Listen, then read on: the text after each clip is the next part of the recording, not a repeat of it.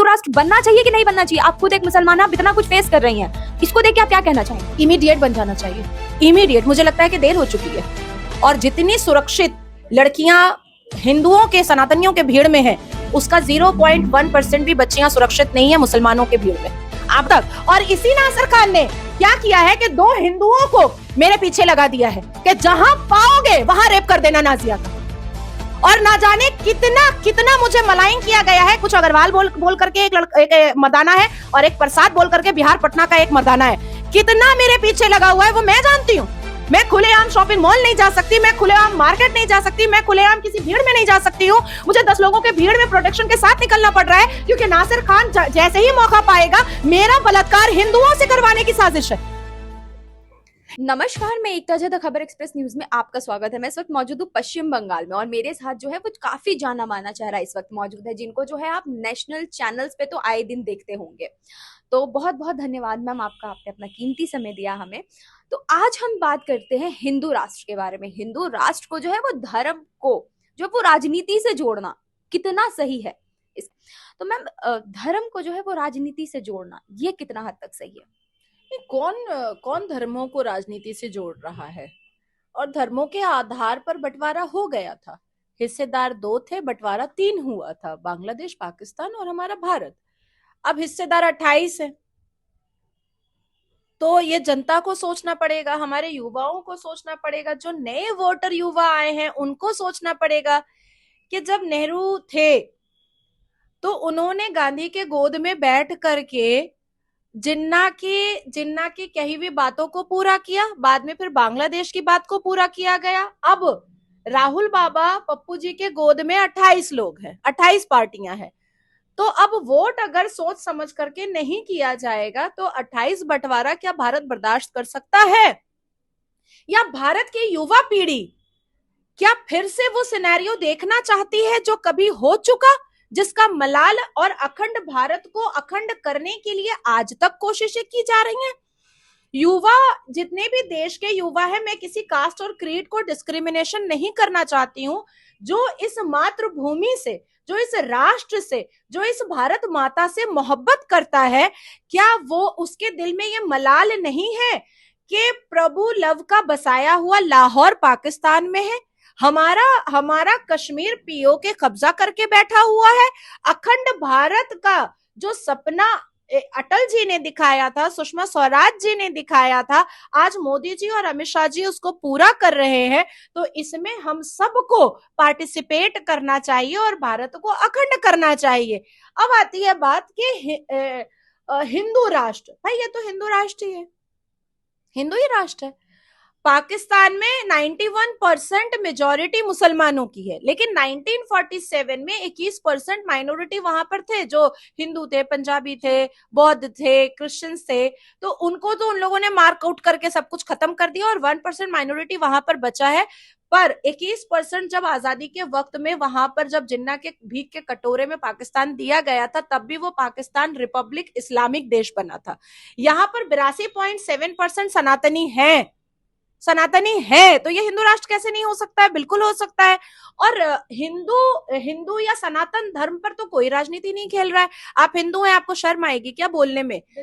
तो मैं मुसलमान हूं, मुझे मुसलमान बोलने में खुद को शर्म आएगी। राम मंदिर का प्राण प्रतिष्ठा हुआ, सबने कहा कि भारतीय जनता पार्टी ने इसको हाईजैक कर लिया है। इस भव्य मंदिर के प्राण प्रतिष्ठा को भारतीय जनता पार्टी वोट के द्वारा इनकैश करना चाहती है।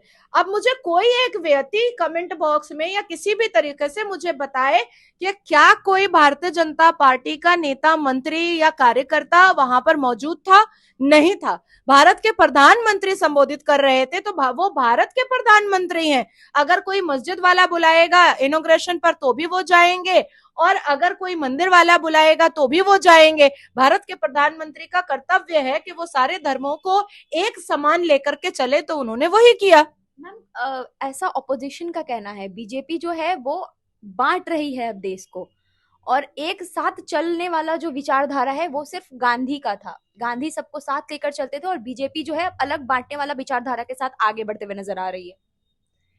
देखिए, किसने बांटा है ये किसी से छुपा हुआ तो नहीं है।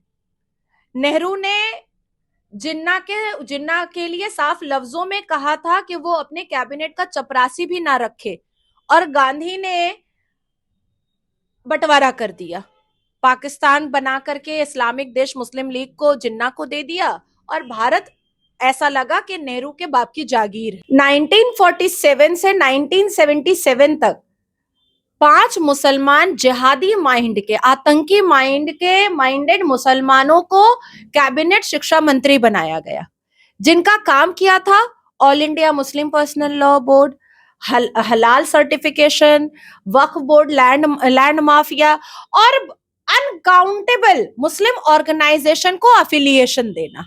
यहां तक कि आप पार्टी का नाम सुनिएगा तो उसका मतलब ये होता है कि भारत के मुसलमानों की एकता की पार्टी, इत्तेहादुल मुस्लिमीन, इत्तेहाद करने वाली, मुसलमानों के लिए इत्तेहाद करने वाली पार्टी। तो जब अवैसी भारत में रह करके और अपने बाप दादा के राजोकार की फौज का आखिरी सिपासलार बन करके, वो राजोकार फौज जिसने पाकिस्तान के पक्ष में भारत के खिलाफ लड़ाई की थी, फौज बनाई थी, ऐसा अवैसी जब पार्लियामेंट पहुंचता है तो वो अपनी पार्टी का नाम इत्तेहादुल मोहतदीन मुस्लिमीन रखता है, मुसलमानों की आवाज और मुसलमानों के इत्तेहाद के लिए। तो जब भारत के हाई मेजॉरिटी, सबसे बड़े मेजॉरिटी हिंदू जो है, वो अगर अपने राष्ट्र को हिंदू राष्ट्र बोल देते हैं तो बुरा क्यों लगता है? देखिए, एक बात तो तय है, किसी ने नहीं सोचा था कि राम मंदिर बनेगा, और हर बार यही बोला जाता था, चाहे वो अटल जी हो, चाहे वो सुषमा स्वराज जी हो, चाहे वो अडवाणी जी हो, चाहे वो नेहरू जी हो, चाहे वो अमित शाह जी हो, उनको यही बोला जाता था, मंदिर वही बनाएंगे पर समय नहीं बताएंगे, मंदिर बनेगा समय नहीं बोलेंगे। आज जब मंदिर बन गई है, भगवान राम लल्ला आ चुके हैं, तो जो राम को लाया है हम उसको लाएंगे। वो सारे युवाओं के दिमाग में यही बात घूम रही है, और ये पहला प्रधानमंत्री है भैया, ये पहला प्रधानमंत्री है जिसने भारत की मुसलमान बेटियों के आंख के आंसू पोंछे हैं, दर्द को समझा है, तकलीफ को समझा है। जो खून के आंसू मुसलमान बेटियां ये नॉनसेंस रिचुअल और इस्लामिक तौर तरीके की वजह से अश्लीलता का, नंगा नाच का शिकार बन रही थी मुसलमान बेटियां, उससे बचाने की कोशिश की है। ये वही प्रधानमंत्री मोदी जी हैं जिन्होंने कहा था कि एक हाथ में कंप्यूटर और दूसरे हाथ में कुरान ले लो भैया। ये वही प्रधानमंत्री मोदी जी हैं जिन्होंने ये बताया मुसलमानों को कि आपके कुरान में 800 बार तालीम की बात लिखी हुई है, तो आप एडुकेट हो जाओ। तो मुझे ऐसा लगता है कि ये उन मुसलमानों को प्रॉब्लम हो रहा है जो अल्लाह का स्लीपर सेल और पैगाम मुगल नहीं बन पा रहे हैं और भगदड़ नहीं मचा पा रहे हैं, क्योंकि कानून अब तो 1 जुलाई से और भी सख्त होने वाला है। ये जो मुसलमान लफंदरों का, लौंडों का जो पैंट का जेब और पजामे का नाड़ा खुला रहता है, ये अब नहीं खोल कर चल पाएंगे। इसीलिए इनको भारतीय जनता पार्टी और मोदी जी के नेतृत्व में जो विकास की पार्टी चल रही है, इनको बुरा लग रहा है, क्योंकि इनको हमेशा से मदरसे में एनल सेक्स करना था, इनको मुसलमानों को हमेशा से मदरसे के अंदर मोलेस्टेशन करना था। मुसलमानों को अब दिल्ली में और उत्तर प्रदेश में कई ऐसे मदरसे हैं जिनके केसेस अभी भी चल रहे हैं कि 70 साल के बूढ़े ने 9 साल की बच्ची का मोलेस्टेशन कर लिया, छोटे छोटे बच्चों का अनल सेक्स किया है लुंगी उठा उठा करके। तो ऐसी ऐसी अभद्र और ऐसी अश्लील चीजों को अगर बंद किया जा रहा है तो इससे मुसलमान मर्दों को तकलीफ होनी है, पर हम अपनी आवाज और अपनी जो प्रक्रिया है वो जारी रखेंगे और भारत को और भी खूबसूरत देश बना के रहेंगे। हम कभी हिंदुत्व, कभी हिंदू राष्ट्र, कभी हिंदुइज्म, जो अभी के जो युवा हैं उनके दिमाग में जो है ये चीज बिल्कुल अच्छे तरीके से सेट हो चुका है, और ये जो है एक पॉलिटिकल विचारधारा के रूप में जो है वो इस चीज को रिप्रेजेंट करते हैं।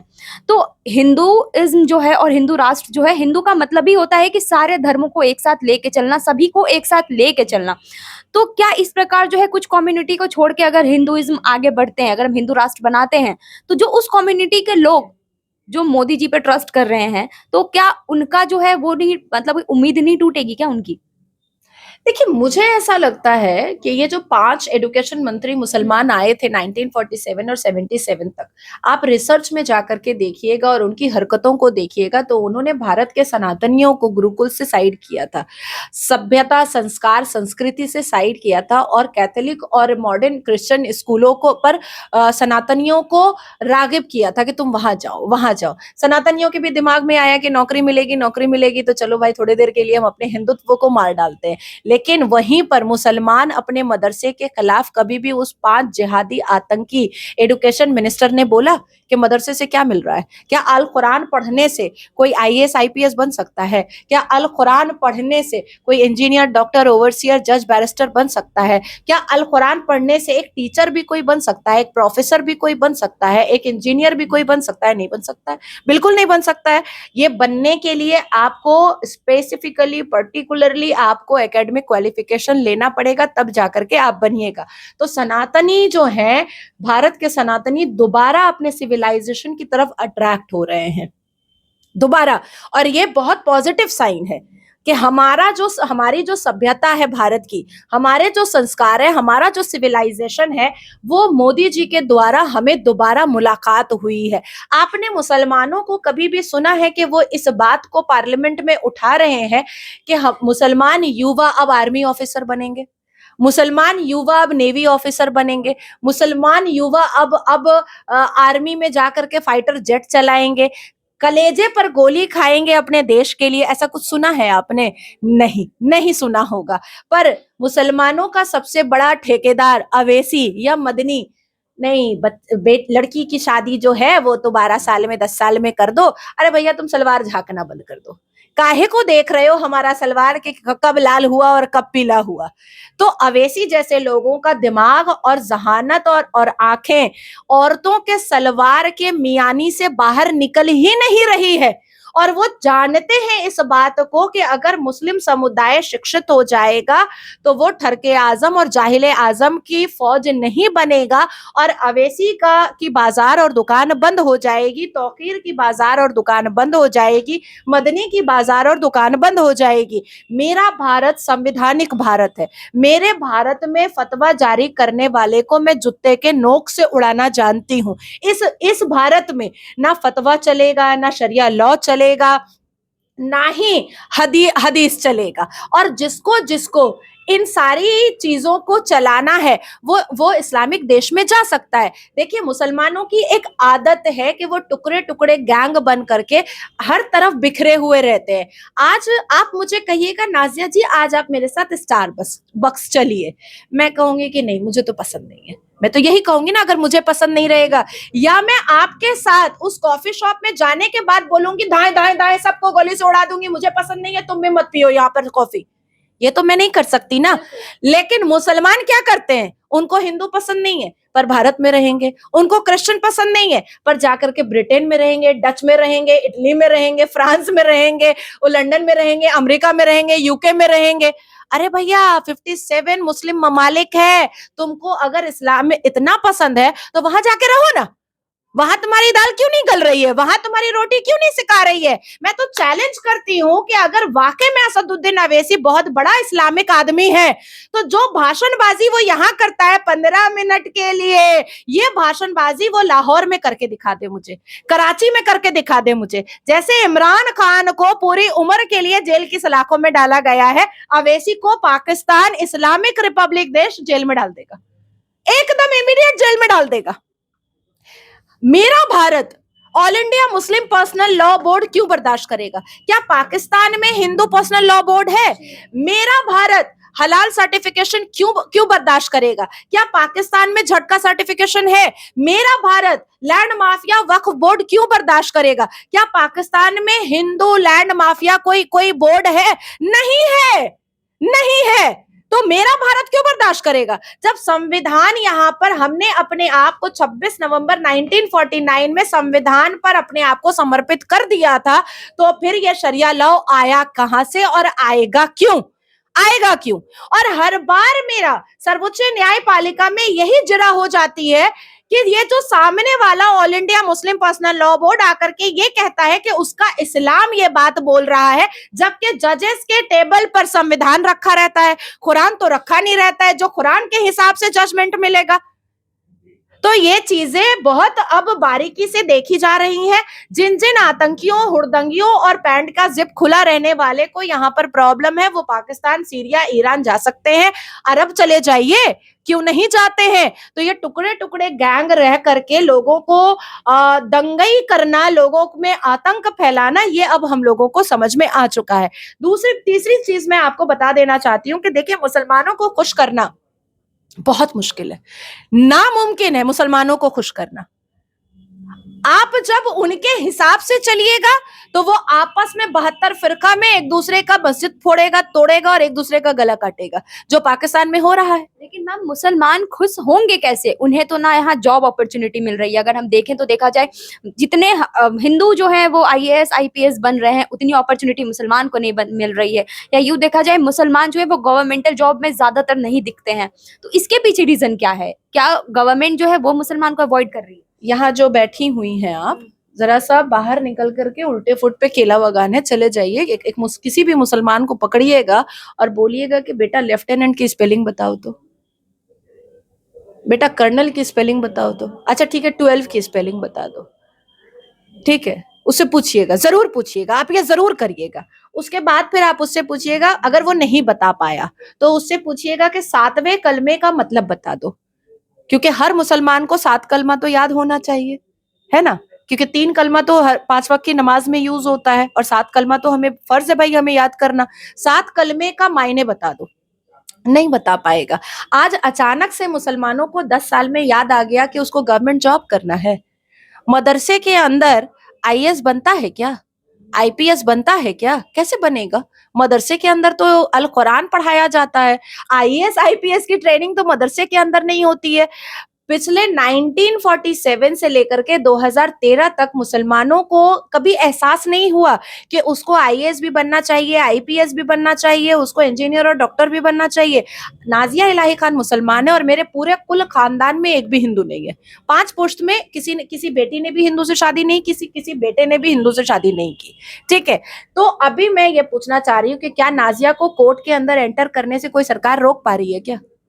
नहीं रोक पा रही है। मेरी बड़ी बहन भी वकील है, उसको क्या कोई सरकार रोक पा रही है क्या? मेरी छोटी बहन एमबीए पीएचडी कर रही है, तो क्या कोई सरकार उसको रोक पा रही है क्या? कोई सरकार नहीं रोक पा रही है। मुसलमान अगर शिक्षित होगा तो उसको कोई नहीं रोक सकता है, कोई नहीं रोक सकता है। अब आप सोचिएगा कि मदरसे से पढ़ करके हमको नौकरी मिल जाए और हम बन जाए एकदम आईएएस, तो कहाँ से बन सकता है? मुसलमान को शिक्षित होने से रोक कौन रहा है? अवैसी रोक रहा है, मदनी रोक रहा है। आपने मदनी का दारुल उलूम और देवबंद के सरबराह मदनी साहब का आपने स्टेटमेंट नहीं सुना है? उसने साफ लफ्जों में कहा है कि सुबह से लेकर के इशा की नमाज तक जो कलमा और कलामात हम पढ़ाते हैं उसी को पढ़ना है, बाद में जो चाहे करो, जब तक यहाँ का कंप्लीट नहीं होगा तब तक आगे कुछ एकेडमिक क्वालिफिकेशन नहीं ले सकते हो। आप गूगल में सर्च कीजिए, उसने खुद कहा है। तो उम्र के 4 साल से लेकर के उम्र के 16 साल तक अगर किसी युवा की जिंदगी मदरसे के अंदर गुजर जा रही है तो फिर वो पढ़ना कब से स्टार्ट करेगा? 17वें साल में वो क्लास केजी में जाएगा क्या? कैसे हो सकता है? मुसलमान को मुसलमान ही रोक रहा है शिक्षित होने से। भाई हमारे प्रधानमंत्री तो बार बार कह रहे हैं कि शिक्षित हो जाओ। ऐसे मैम मेरे जो सब्सक्राइबर्स हैं, जो आपको फॉलो करते हैं, जो आपको देखना पसंद करते हैं, उनका जो है ये क्वेश्चन था, पर्सनली आपसे मुझे बोला गया था पूछने को कि मुसलमान, अगर उन लोगों ने, शायद सबने सर्वे किया है, सब जानते हैं कि मुसलमान को जो है, मुसलमान तबका कहीं ना कहीं पीछे छूटते हुए नजर आ रहा है। तो अगर ओवैसी की बातों को इतना ही फॉलो करते हैं तो फिर तो ओवैसी का आए दिन यही बयान आता है कि थोड़ा छूट दो सबको उड़ा दे। तो क्या यहाँ रहने वाले, जो भारत में रहने वाले मुसलमान हैं, आप इस चीज को फॉलो करेंगे या फिर हिंदू राष्ट्र अगर बनता है तो ये उसका एक गुस्सा है काइंड ऑफ? देखिए ये इनकी बाजार है। और अब देखिए ना, अभी जिस हिसाब से जितने भी अरब कंट्री मुस्लिम कंट्री हैं और पूरा अरब कंट्री ने पाकिस्तान और भारत के मुसलमानों को भीख देना बंद कर दिया है 2022 से ही। 2022 से ही गल्फ कंट्री है, कतर है, अरब है, ये सब ने, ईरान है, सब ने मुसलमानों, भारत के मुसलमान और पाकिस्तान को भीख, मॉडर्न जजिया, फितरा, ज़कात सब कुछ देना बंद कर दिया है। अब इनको लग रहा है कि मुसलमान शिक्षित हो जाएंगे, तो फिर इनके मिचिल मीटिंग में, अवैसी के मिचिल मीटिंग में औरंगजेब जिंदाबाद बोलेगा कौन? बोलेगा कौन? शिक्षित इंसान कभी भी औरंगजेब को मान ही नहीं सकता है।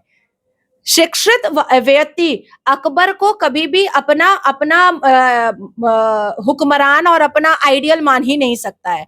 शिक्षित इंसान कभी भी शाहजहां को अपना आइडियल मान ही नहीं सकता है, इतने ठरकजेबों को अपना आइडियल नहीं मान सकता है। इसीलिए इनकी कोशिश है कि बस कैसे भी करके मुस्लिम महिलाओं को हम अपनी मुट्ठी में रखने की कोशिश करें, और साथ साथ हम अपने झुट्टे लुच्चे 17 करोड़ की आबादी जो बार बार गाना गा रहे हैं, उससे हम हिंदुओं को डराएं कि देखो हम 17 करोड़ है। अरे बेवकूफों, तुम 17 करोड़ अगर हो भी, लेकिन बटे हुए हो 72 फिरके में। अगर भारत का 15% मुसलमान, सिर्फ मात्र 15% मुसलमान तिलक लगा करके आकर के एक मैदान में खड़ा हो जाएगा, तो तुम 14% कहां चटनी की तरह पिसा जाओगे, तुमको पता ही नहीं है। और जिस भी आपके व्यूअर्स ने ये सवाल किया है, मैं उनसे ये बता देना चाहती हूँ कि अवैसी, मदनी, तौकीर, सलमान, ऐसे लोग मुसलमान बच्चों को शिक्षा की तरफ रागिब नहीं होने दे रहे हैं। और जब हम जब बात करते हैं सारे प्लेटफॉर्म पे, तो हमारे अगेंस्ट में, हमारे खिलाफ, हमारे मुंह को बंद करने के लिए बहुत सारी स्ट्रैटेजी चलती रहती है।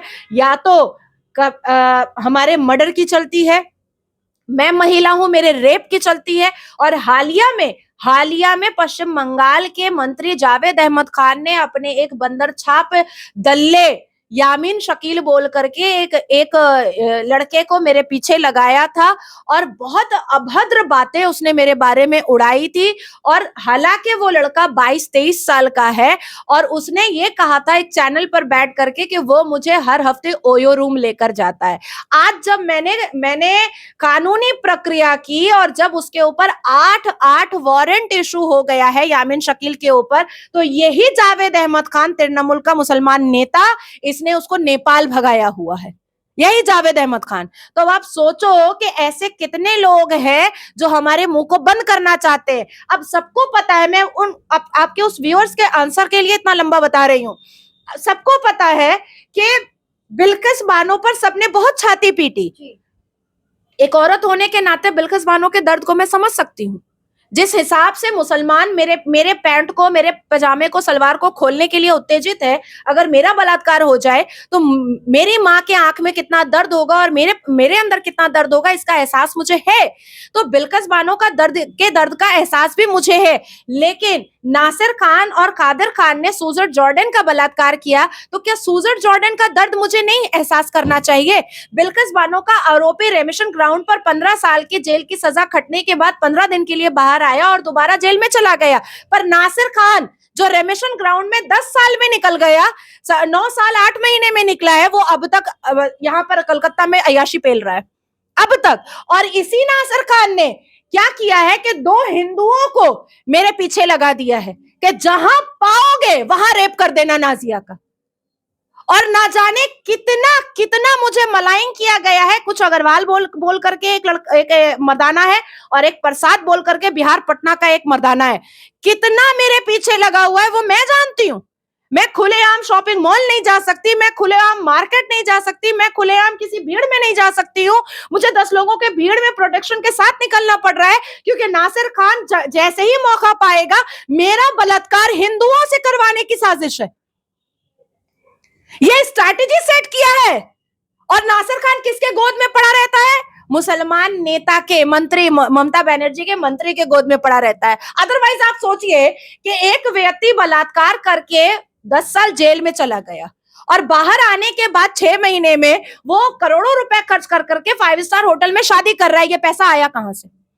कहां से आया? बेटी पैदा करता है, उसका बर्थडे मनाता है करोड़ों रुपए खर्च कर करके, ये पैसा आया कहां से? तो कोई ना कोई बैकिंग सपोर्ट कर रहा है। और ये स्ट्रैटेजी पश्चिम बंगाल में पिछले 1 साल से चल रही है नासिर खान के नेतृत्व में, कि मेरा बलात्कार किसी हिंदू से करवा करके मेरी छवि को और सनातन धर्म की छवि को खराब करने की। तो ये सिनेरियो चल रहा है, लेकिन इस पर कोई ना अवेसी बोलेगा, ना चवन्नी छाप मदनी बोलेगा, ना अठन्नी छाप बुखारी बोलेगा, कोई नहीं बोलेगा। आज जितने मुसलमान बलात्कारी हैं, क्या उसको इस्लाम से बॉयकॉट किया गया है? तो अब वो मुसलमान कहाँ है जो मुसलमान जो है अपने बहू बेटियों को बुरखा में रहने कह रहे हैं? तो आप खुद एक मुसलमान बेटी है, तो आपके लिए इनका मुंह क्यों बंद है? आपको लेकर इनके मुंह से आवाज क्यों नहीं निकल रहा है? अगर आप इतना कुछ फेस कर रही हैं तो क्योंकि आप कहाँ गए ये? नहीं नहीं, ये तो गिरगिट की तरह रंग बदलते हैं ना। ये जितने चवन्नी अठन्नी छाप दाढ़ी टोपी वाले हैं, ये गिरगिट भी शर्मा जाए इनको देख करके, क्योंकि मैं संवैधानिक बात कर रही हूँ, क्योंकि मैं लीगल राइट की बात कर रही हूँ, क्योंकि मैं मुसलमान बेटियों का के ऊपर जो इतना अत्याचार मुसलमान मर्दों ने किया है, मैं उस पर बात कर रही हूँ, क्योंकि मैं मुसलमान लौंडों के खुले हुए पैंट के जिप के बारे में बता रही हूँ, क्योंकि मैं बता रही हूँ कि ये नासिर खान बहुत अश्लील मर्दाना है, इसको बॉयकॉट करो इस्लाम से। इसलिए सबको बुरा लग रहा है, इसलिए सबको बुरा लग रहा है। आप हिजाब का जब मैटर आता है, जब भी आता है, तो आप नेशनल चैनल पर देखिएगा, साजिद रशीदी खूब चिल्ला रहा है, नहीं हिजाब पहनाओ, हिजाब पहनाओ। उसके बाद फिर मुमताज जो है वो खूब चिल्लाता है, मदनी खूब चिल्लाता है। लेकिन जब आफताब श्रद्धा को सेक्सुअली यूज करके बोटी करता है, तो क्या कोई बोलता है? कोई नहीं बोलता है। जब नासिर खान सूजर जॉर्डन का बलात्कार करता है दारू पी करके, तो क्या बोलता है? कोई लोग नहीं बोलता है ना। इनका जो इस्लाम है ना, मदनी का, अवेसी का, बुखारी का और ममता बनर्जी का, इन लोगों का इस्लाम है कि मर्द तुम जो चाहे करो, और जैसे भी कर करके मुसलमान बेटियों को, हिंदू बेटियों को, क्रिश्चियन बेटियों को तुम तार तार करते रहो, सब छूट है। लेकिन मुसलमान बेटी अगर बिना पर्दे के निकल जाए या बिना हिजाब के निकल जाए तो फतवा जारी हो जाएगा। इस बात को लेकर जो है आपकी क्या राय है? जो मुसलमान जिन्हें हिंदू राष्ट्र से दिक्कत है, जिन्हें इस बात से दिक्कत है कि अगर हिंदू राष्ट्र हो जाए तो उनको जो है फायदा कम मिलने लगेगा, जो मुसलमान अपनी बहू बेटियों को जो है वो पर्दा में रखना पसंद करते हैं, अगर वही मुसलमान कम्युनिटी की जो बेटी है वो इतना कुछ फेस कर रही है, तो मुसलमान चुप क्यों बैठे हुए हैं? और अगर हिंदू राष्ट्र हो जाए और एक मुसलमान बेटी अगर हिंदुओं के बीच में सेफ फील करती है, तो इसमें गलत क्या है? तो मैम, अगर हिंदू राष्ट्र बनना चाहिए कि नहीं बनना चाहिए? आप खुद एक मुसलमान, आप इतना कुछ फेस कर रही हैं, इसको देख के आप क्या कहना चाहेंगे? इमीडिएट बन जाना चाहिए, इमीडिएट। मुझे लगता है कि देर हो चुकी है, और जितनी सुरक्षित लड़कियां हिंदुओं के, सनातनियों के भीड़ में है, उसका 0.1% भी बच्चियां सुरक्षित नहीं है मुसलमानों के भीड़ में। आप देखिए, मेरे ही डिबेट को आप देख लीजिए, साजिद रशीदी ने डिबेट पर कहा है हिजाब के मैटर पर कि स्कूल में बच्चियां जाती हैं बहुत टाइट शर्ट और छोटा छोटा स्कर्ट पहन करके। आज ही देखा है मैंने, देखा ना, उसने बोला है ना, तब मैंने उसको काउंटर किया कि इसका मतलब है कि आप बच्चियों का टाइट शर्ट देखते हैं, इसका मतलब है कि आप बच्चियों का पैर देखते हैं कि वो कितना छोटा स्कर्ट पहनी हुई है। आप सोचिए कि बार बार एक ही राग अलापता है सारा चुटकी दाढ़ी और जाली टोपी वाला कि नहीं नहीं, इस्लाम में 10 साल की उम्र में निकाह जायज है और 10 साल में ही होना चाहिए। मतलब इनकी निगाह औरत के सलवार पर होती है कि लाल कब हो रहा है, बस उसको बिस्तर पे खींचेंगे और सेक्सुअल टॉय बनाएंगे। मुसलमान समाज में लड़कियां खत्म हो रही हैं, अंदर अंदर घुट रही हैं। ये मुसलमान जितने भी हैं ये इतने अश्लील हैं, मुश्किल से मैं उंगलियों पे गिन दूंगी कि 20-25 ऐसे होंगे जो वाकई में बहुत अच्छे हैं, जो रिफॉर्मेशन चाहते हैं, जो चाहते हैं कि मुसलमान बच्चियां बच जाएं, लेकिन अब फ्रंट नहीं आ पा रहे हैं, उनको जान का खतरा है। आज देखिए, एक्स मुस्लिम लोग जब बैठ करके बात करते हैं तो उनको भी गला काटने का धमकी देता है, उनको छुप करके रहना पड़ता है। तो ये कितने खतरनाक है मुसलमान, आप सोचिए। ये अश्लीलता के लिए, कम उम्र की बच्चियों को बिस्तर पर लाने के लिए और काफिरों का गला काटने के लिए, इनके हिसाब से तो आप काफिर हैं, आप काफिर हैं। आपका गला काटने के लिए ये किसी भी हद को पार कर सकते हैं और कोई भी स्ट्रैटेजी ये बना सकते हैं, कोई भी स्ट्रैटेजी। आपने पूरी एक ये इंटरव्यू सुनी है, आपकी क्या राय है वो हमें कमेंट बॉक्स में जरूर बताएं। वीडियो को लाइक करें और चैनल को सब्सक्राइब करना बिल्कुल ना भूलें।